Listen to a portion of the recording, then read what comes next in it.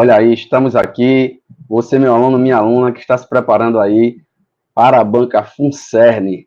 Meu nome é Renato Bezerra, sou professor de português aqui do Estou Preparado. E para mim é uma honra estar junto com vocês aqui nessa fase final de preparação para o seu concurso. Lembrando aqui, eu estou preparado sempre, dando toda a assistência necessária, desde o início ali, antes mesmo da publicação do edital, até a sua posse, não é isso? Então, sem delonga alguma, vamos direto ao que interessa, vamos trabalhar as questões da sua banca, ok? Professor Renato Bezerra na área aqui, trabalhando português no toque de bola, ok? Vamos aí inaugurar a primeira questão, o nosso curso de questões, né? A nossa bateria de questões aqui no Carga Máxima. De cara aí, a gente já vai observar um texto quilométrico para a gente analisar. Que delícia, né? No dia da sua prova, a primeira questão de português, um texto dessa dimensão. Mas aí, meu amigo, você que estuda aqui no Estou Preparado, que está estudando português no toque de bola, vai aprender algumas técnicas aqui, técnicas com o professor Renato Bezerra, tá certo? Olha só, quando a gente pega um texto para analisar, a gente vai trabalhar aqui as questões envolvendo o texto, né? Toda a gama de assuntos aí que estão relacionadas à parte de intelecção textual, estudo do texto, né? Estudo ali dos gêneros textuais, das características de composição do texto, né? As sequências ali, descritiva, narrativa, os tipos textuais, né? A gente vai falar aqui de tudo aquilo que engloba a atividade de análise textual, tá? E aí você se assombra com um texto dessa dimensão. E aí, a primeira coisa que você vai fazer é dispensar o texto. Você vai fazer o seguinte. Você vai até lá o comando da questão, certo? Chegou no comando, você vai analisar o que, de fato, você deve fazer. Então, não se preocupe para dar a você, certo? Então, você vai observar aqui o seguinte. Você vai ver aqui a questão número 1, que fala sobre o propósito principal do texto. Quando a banca mencionar propósito principal, tese global, quando ela falar o principal ponto de vista, meus amigos, quando você está estruturando um texto, sobretudo o texto de cunho expositivo e dissertativo, o núcleo do sentido do texto, da proposta do texto, do que a gente chama de tese do texto, estará na introdução e na conclusão. Ok? Então você não vai precisar fazer a leitura do texto em todas as questões com as quais você se deparar. Então desenvolva a sua técnica. Como é que eu estruturo um texto? Como é que eu elaboro a minha tese quando estou no trato de elaboração de um texto? Eu vou lá e construo minha tese na introdução e a reproduzo, a replico, a parafraseio na conclusão. Então, quando eu falo de propósito principal do texto, eu busco essa informação lá na introdução e na conclusão. Após a leitura de introdução e conclusão, normalmente nós já temos a resposta. E aqui nós temos aí as alternativas. A letra A diz o propósito principal do texto tematizar as limitações de percepção dos motoristas. Na letra B, a displicência dos motoristas no trânsito. Na letra C, as limitações de percepção do ser humano. E na letra D, displicência do ser humano em relação à vida. E aí a gente vai lá, dá uma passeada no texto, lê ali a nossa introdução para saber do que se trata. Lembrando, meus amigos, existem, ao longo da construção do texto, né, o que a gente vai chamar de elementos textuais. E os elementos textuais são os elementos textuais, propriamente ditos. A gente vai ter os elementos extratextuais, que são as informações pretéritas, as informações prévias que o leitor já possui, né, um acervo de conhecimento prévio do leitor. E a gente tem os elementos paratextuais, que são aqueles que acompanham o texto. Pois bem, para a sua prova, uma ótima ferramenta paratextual para ser analisada é o título e a fonte do texto. Então, aqui de cara, você já está observando o seguinte, ó. O título do texto fala sobre os pontos cegos do nosso cérebro e o risco. Olhem só, olhem só. Os pontos cegos do nosso cérebro e o risco eterno de acidentes. A gente já está falando aqui sobre o que vai ser discutido ao longo do texto. Já dá para a gente ter uma ideia do que vai se confeccionar como gabarito para a nossa questão. Então, observem o seguinte. Fazendo a leitura da introdução.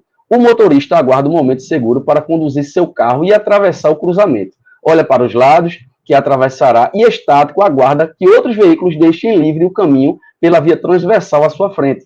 Enquanto espera, olha de um lado a outro a vigiar a pista quase livre. Finalmente, não avista mais nenhum veículo, que poderá atrapalhar seu planejado movimento. É hora de dirigir, mas no meio da travessia, ele é surpreendido por uma grave colisão. Uma motocicleta atinge a traseira de seu veículo. A gente já tem aqui uma ideia de sobre o que o texto está, digamos assim, primando, né? Qual é a tese principal aqui? Qual é o intuito principal, a finalidade comunicativa desse texto? Então, a gente já tem uma ideia. Para a gente fechar essa ideia, arredondar essa ideia, a gente vai até a conclusão. Aí vejam aqui, ó, no parágrafo de conclusão, o que é que a gente vai encontrar? Olha, deixa eu ver. Vamos lá.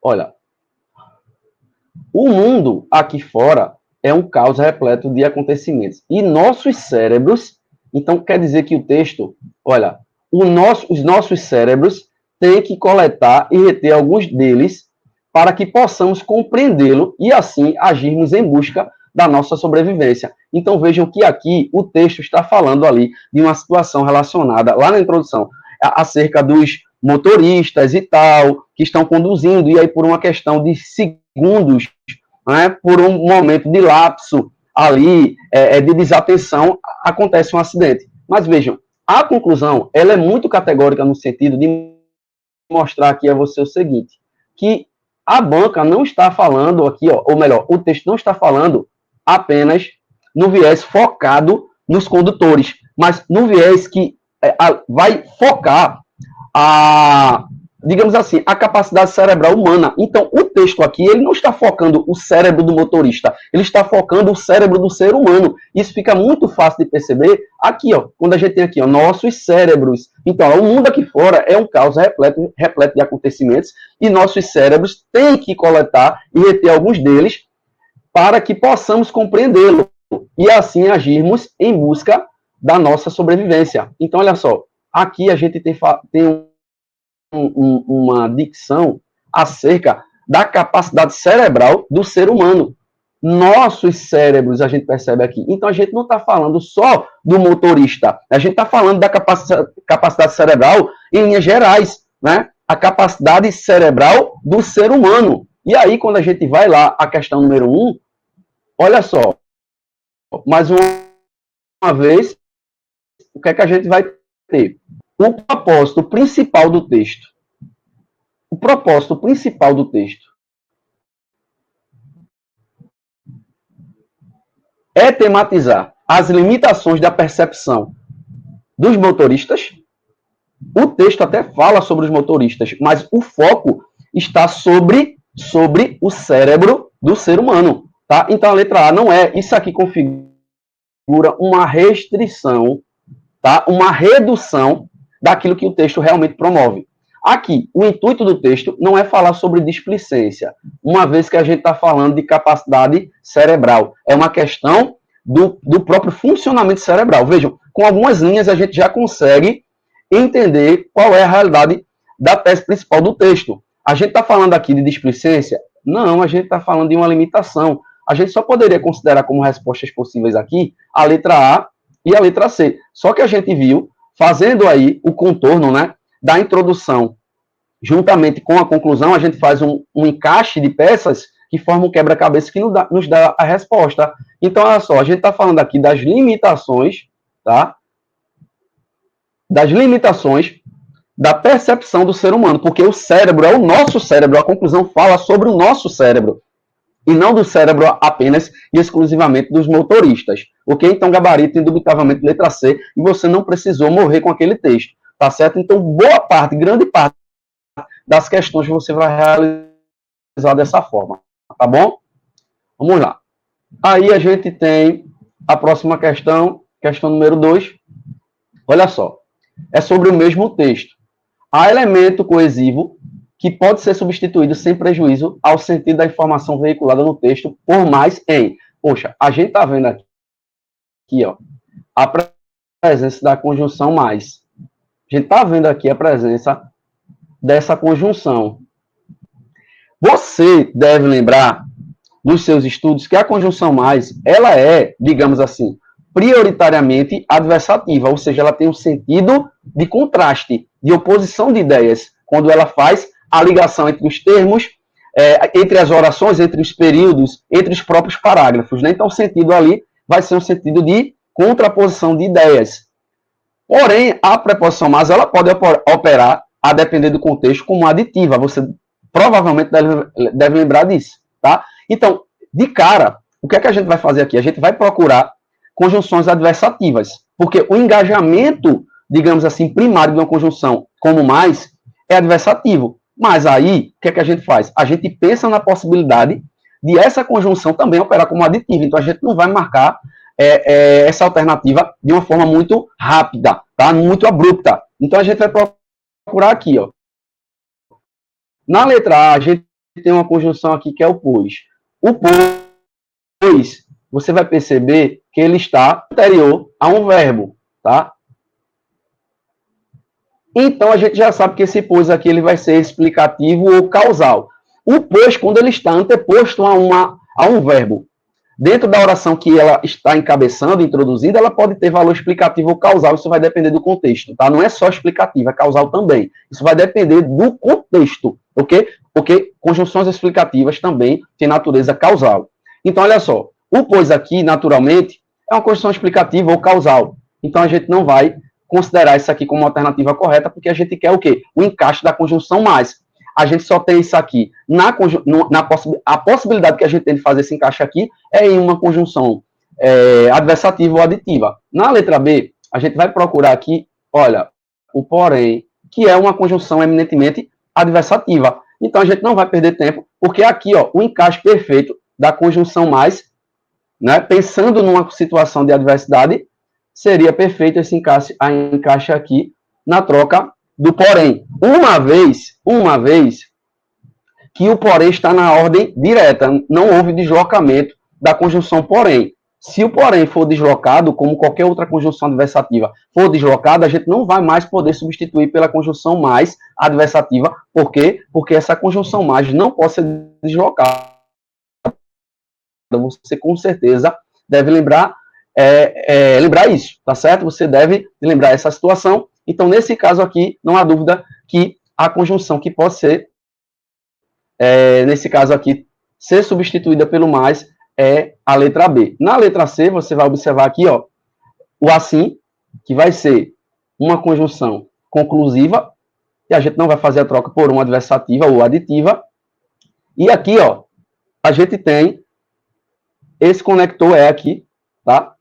Esse conector aqui, olha, que é aditivo, tá? Mas, de toda forma, mesmo a conjunção mais podendo funcionar como a adversativa e aditiva, a gente tem a noção, né, pelo menos a noção preliminar, que ela deve ser acompanhada de outro elemento, que é o também. Claro, não há uma necessidade, digamos assim, de forma obrigatória, de a gente acrescentar o também a conjunção mais para ela admitir esse sentido aditivo. Não é? Mas, prima facie, a gente vai pensar nesse sentido de que a conjunção mais ela vai exigir ali o acréscimo do elemento também, né, o mais também, para a gente ter esse valor aditivo. Mas questões, por exemplo, da FGV, que eu já vi, vão trazer o mais ali sem um acréscimo também e vão ter valor aditivo. Mas, de toda forma, o encaixe perfeito aqui a gente consegue perceber, indubitavelmente, que é com a conjunção porém, e a gente vai marcar sempre a alternativa melhor para a nossa vida, né? Então, o gabarito, indubitavelmente, aí, letra B, tá? Por mais que a gente tenha uma conjunção aditiva aqui, tá? A gente não vai marcar porque a melhor alternativa seria a letra B, tá bom? Então, seguindo aqui, lembrando, tá? Algumas questões que eu já vi da FGV, não é o caso de vocês, mas só para ressaltar, essa dicção de que é obrigatória a presença do também acompanhando mais, para que essa conjunção seja de fato aditiva, não é uma verdade, não há uma obrigatoriedade. O que vai determinar isso é o sentido, tá? Se eu digo assim, João não foi apenas ao teatro, João não foi apenas ao teatro, mas ao cinema. Veja que o também está implícito, tá? Então a gente pode ter o também implícito. Então não é obrigatório que o também esteja explícito acompanhando mais, porque há a situação do subentendimento desse termo baseado no contexto, ok? Então cuidado com isso. Vamos lá. Questão 3. Há um pronome que se refere ao leitor do texto em. Olha só. Há um pronome que se refere ao leitor do texto em. Meus amigos, quando vocês estão estudando as funções da linguagem, vocês vão estudar as pessoas do discurso. Vocês com certeza se lembram disso. E as pessoas do discurso são aquelas, né? A primeira, que é o receptor. Aliás, o emissor, perdão. A segunda, que é o receptor da mensagem. E a terceira pessoa, que é a própria mensagem. Então, quando eu digo assim, ó, há um pronome que se refere ao leitor do texto, eu estou me referindo ao quê? A segunda pessoa. Eu vou ter uma estrutura, né, pronominal que vai se referir ao receptor do texto, porque eu estou falando de quem?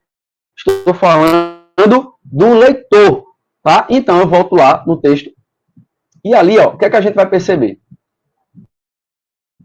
Olha,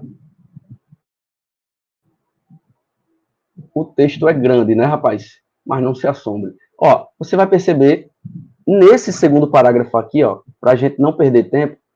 Eita, tremeu tudo aqui agora. Olha só, para a gente não perder tempo, a gente vai analisar esse parágrafo aqui, ó. Olha, presta bem atenção.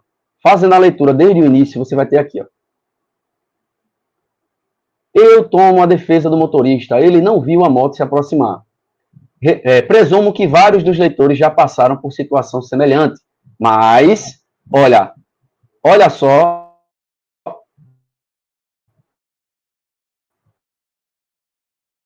A primeira pessoa, que é o escritor, é exceção, e acredite que enxergaria a motocicleta. Então, veja que o escritor aqui do texto está se referindo a... Então, esse pronome aqui está se referindo, tá, à segunda pessoa, que é o leitor. Então, vai ter que achar nas alternativas qual é a que vai trazer esse trecho aqui, ó. Esse trecho aqui, tá? Ou vai ser esse trecho, ou vai ser esse trecho aqui que tem o você. Qualquer uma dessas duas situações é o gabarito, tá? Vamos lá.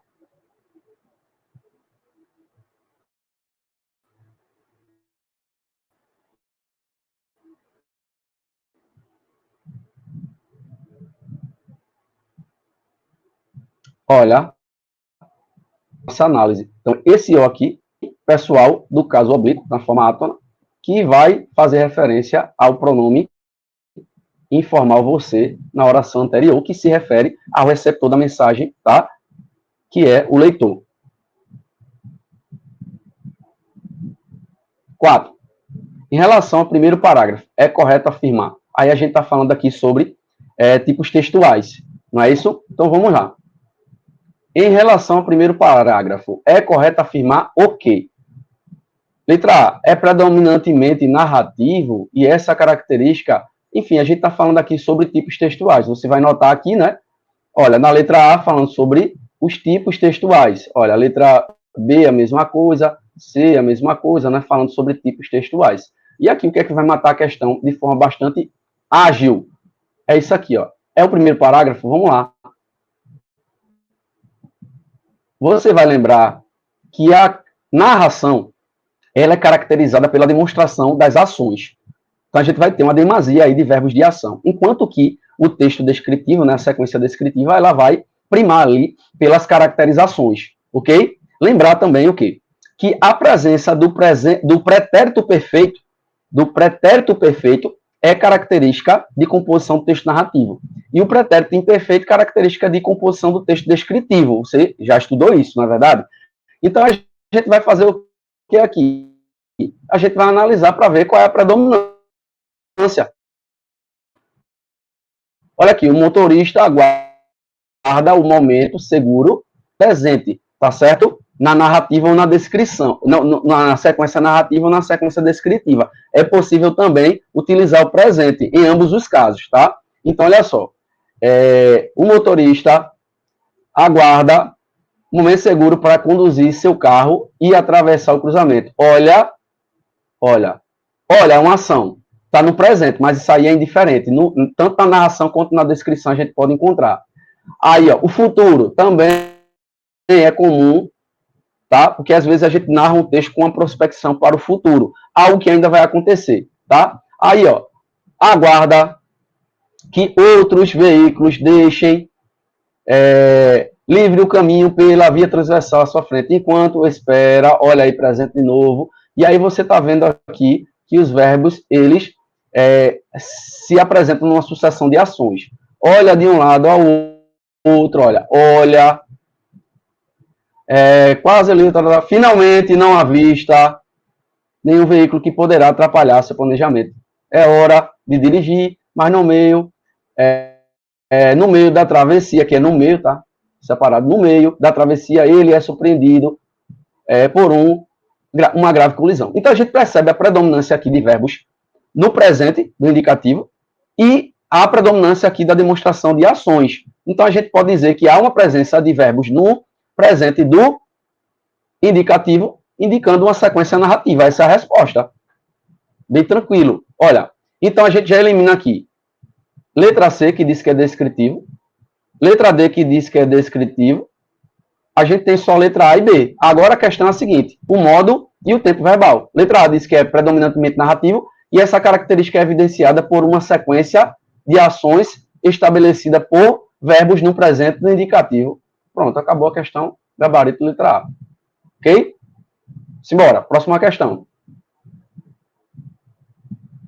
Quinta, o gênero discursivo que apresenta a mesma sequência textual dominante no primeiro parágrafo é. Ora, nós afirmamos agora há pouco que o texto ele tem uma predominância, tá?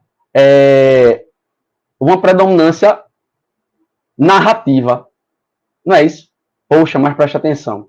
Se analisou, olha só a quarta questão, o que é que ela diz? Ela diz sobre o primeiro parágrafo. Ela não diz sobre o texto como um todo. Então eu tenho que ver o quê? Qual é a predominância do texto e não a predominância desse parágrafo. Lá no primeiro parágrafo você encontra, de fato, uma predominância narrativa, tá? Mas no texto como um todo, a gente talvez não tenha essa predominância, então eu vou ter que voltar lá ao texto. E aí a gente percebe que a gente vai ter que analisar o quê? Mais uma vez, introdução e conclusão. Mas você já leu a introdução e a conclusão. Então você já mata a outra questão. Você viu aqui que o autor do texto, o que é que ele faz? Ele apresenta uma tese, tá? Ele apresenta um ponto de vista acerca do que acontece com os nossos cérebros no momento em que a gente está em atenção, no momento de direção. Quando a gente está dirigindo, a gente perde a atenção e o cérebro acontece de determinada forma. E ele apresenta um ponto de vista sobre o que é que leva o ser humano a, de alguma forma, se acidentar, mesmo com tanta atenção. Então, ele defende uma tese, a gente já viu, tá, a introdução e já viu também a conclusão. E a gente aqui na conclusão viu que ele faz a defesa de um ponto de vista, tá? Aqui, ó, no finalzinho. Então, é sinal de que esse texto é um texto argumentativo, dissertativo argumentativo. Então, olha só, o gênero discursivo que apresenta a mesma sequência textual dominante no primeiro parágrafo, eita, olha só, aqui, olha, o gênero discursivo que apresenta a mesma sequência textual dominante no primeiro parágrafo, olha só, eu até me confundi aqui na questão, ó. Olha, no primeiro parágrafo, a gente viu que a sequência narrativa é a predominante. Eu estava atento a uma outra questão que a gente vai desenvolver aqui. De fato, a questão número 5, ela fala sobre o primeiro parágrafo, assim como a quarta questão. Então, ficou mais fácil, tá? Eu pensei aqui, não estava atento ao comando da questão, ao que pode acontecer. A desatenção. É o cérebro, né? Então, no primeiro parágrafo, ainda no primeiro parágrafo, a gente percebeu que o texto é predominantemente narrativo, tá? Se a gente fosse analisar o texto como um todo, o gabarito era a letra A, tá? Porque a gente tem uma predominância geral no texto que é argumentativa, tá? A defesa de um ponto de vista. Mas aqui a gente tem a predominância na introdução de um texto de sequência narrativa. Então, o gabarito aqui vai ser letra C. Por quê?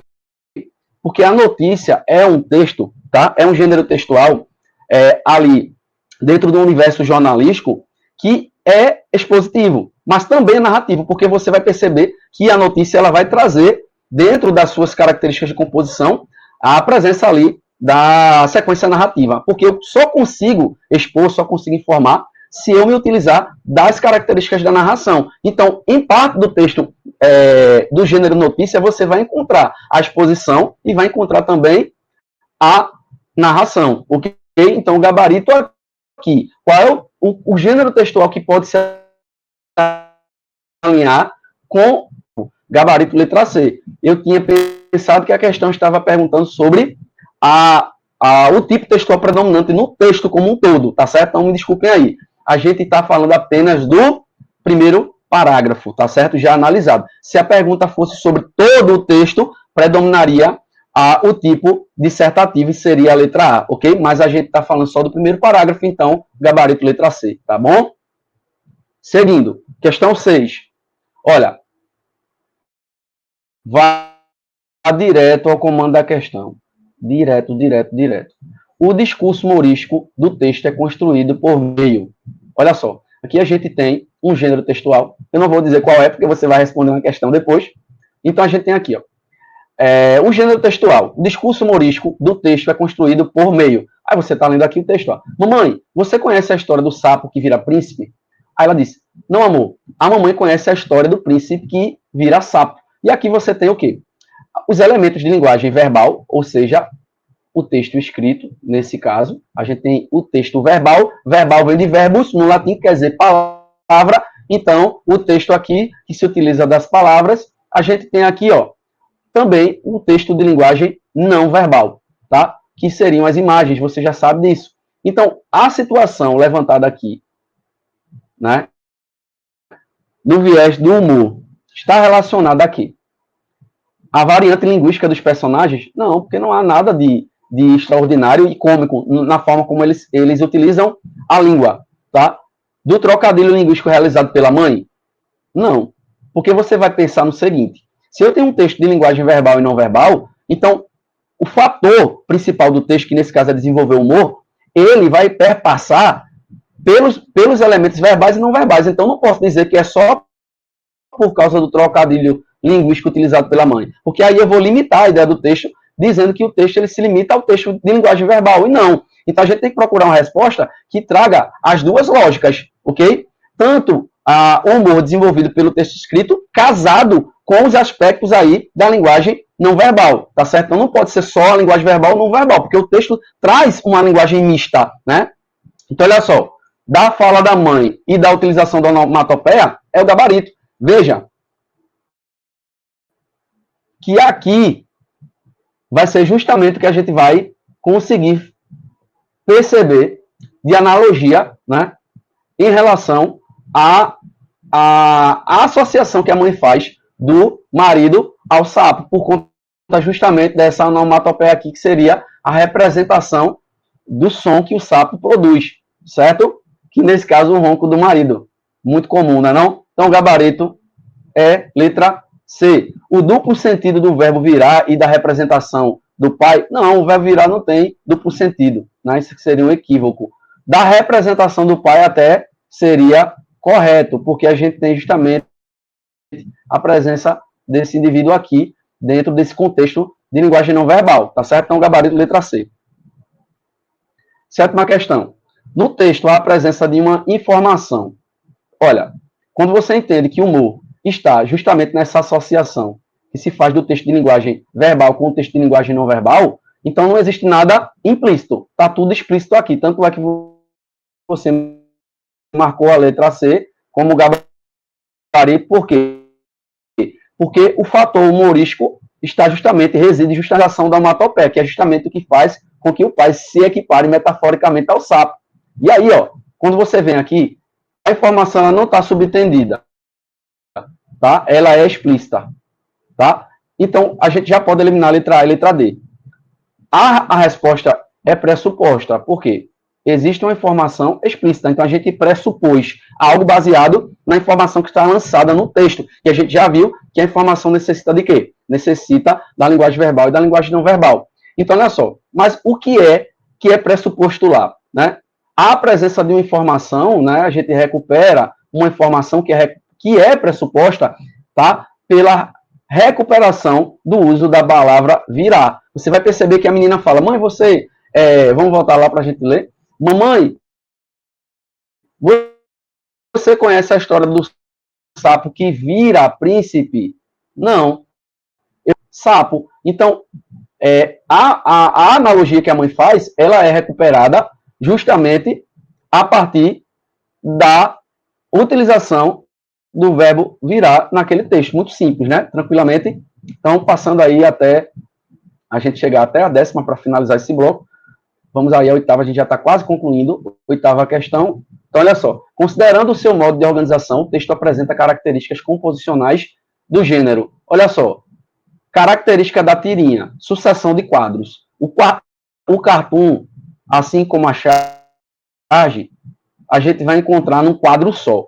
Tá? A gente tem as características do cartoon lá, que trazem situações do cotidiano, tá?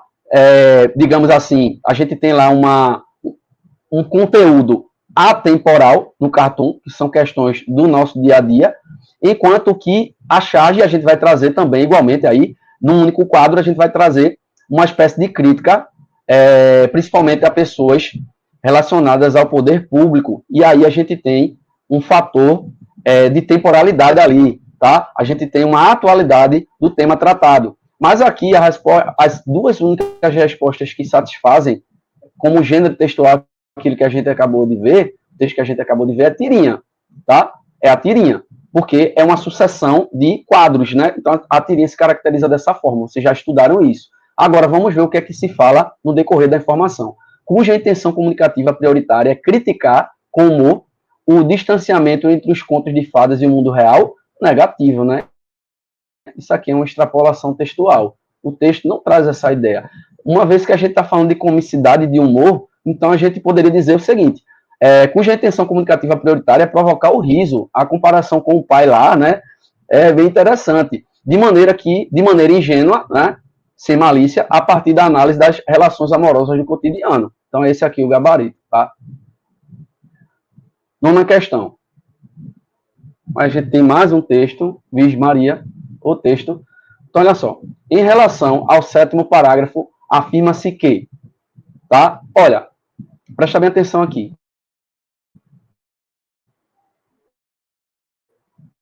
A presença de verbos no pretérito imperfeito são marcas linguísticas exclusivas da sequência descritiva. Se você quiser ir ao sétimo parágrafo, você pode ir, tá? Não tem problema nenhum. Olha, a gente volta lá, a gente vai lá, né? De volta, conta aqui.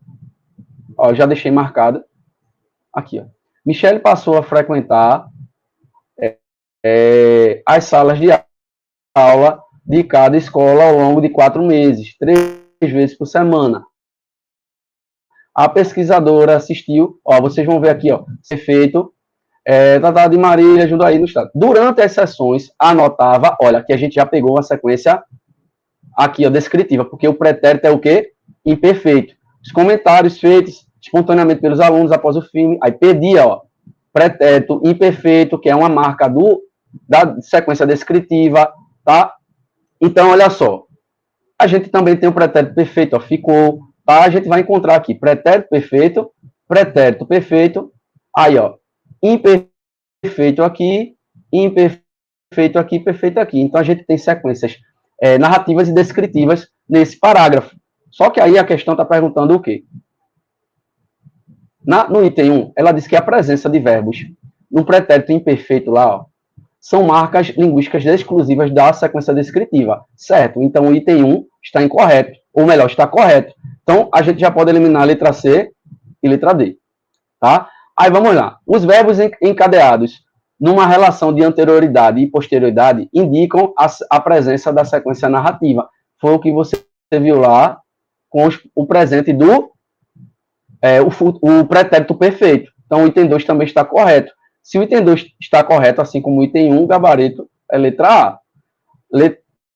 O item 3 diz o seguinte: a presença de verbos nos pretéritos perfeito e imperfeito caracteriza tão somente a sequência narrativa? De jeito nenhum, porque a gente viu que também, ó, por conta do pretérito imperfeito, a gente tem a descrição. Então, imperam lá a sucessividade de ações não rotineiras.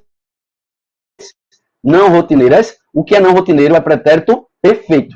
A ação rotineira é pretérito imperfeito. Então, caracteriza a sequência descritiva? Não. O que caracteriza a sequência descritiva é a ação rotineira, que é traduzida aí, refletida pelo pretérito imperfeito, tá certo? Ok? Então, são ações rotineiras que apresentam aí a sequência descritiva, ok? Questão 10. Em relação aos modos de citação do discurso alheio, no penúltimo parágrafo existem, olha, gente, quando isso aqui cair na sua prova, modos de citação do discurso alheio, você vai fixar o olhar em quê? Nas aspas. Quando a citação é direta, ou seja, você traduz literalmente para as folhas do papel, para as folhas de papel, isso aqui é uma citação direta. Você reproduz na literalidade o discurso produzido por alguém. Mas quando você apresenta o sentido geral daquilo que foi trazido pelo, digamos assim, pelo enunciante original, então você não marca com aspas, você só reflete aquilo que ele falou de forma indireta, tá? Então o que é que você vai fazer lá? Olha, em relação aos modos de citação do discurso alheio, olha, no penúltimo parágrafo, você vai olhar lá se tem alguma citação que vem com aspas ou se não vem com aspas. O que é que você vai analisar? Se tem com aspas, se está sem aspas, ou se tem os dois, tá certo? Aí a gente vai lá no penúltimo parágrafo. Então, o penúltimo parágrafo do texto é aqui, ó. Então, para Michele, então a gente já vai ter uma citação aqui. As princesas estão mudando conforme novas personagens femininas ganham características diferentes em filmes mais recentes. Pronto, aqui a gente tem uma citação, até aqui, indireta, porque a gente não tem as aspas, tá?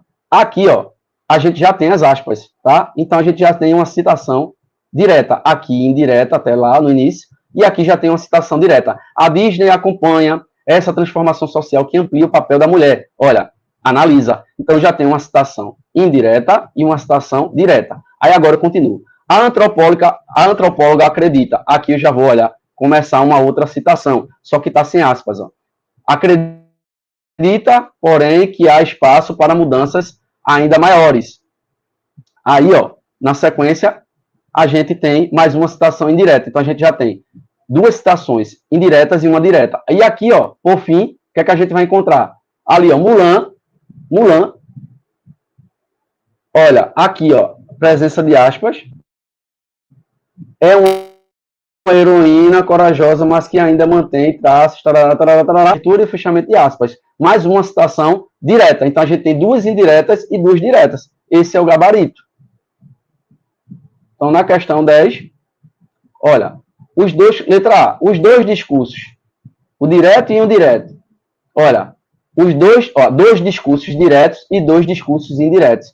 Esse é o nosso gabarito, tá? Conforme a gente já havia analisado lá, a gente já vai direto na resposta que confere com o gabarito da banca, ok? Indubitavelmente. Então, pessoal, o nosso bloco esgotou, já passei até um pouquinho aqui, até o próximo bloco, ok? Mais questões aí na nossa carga máxima, ok? Até mais.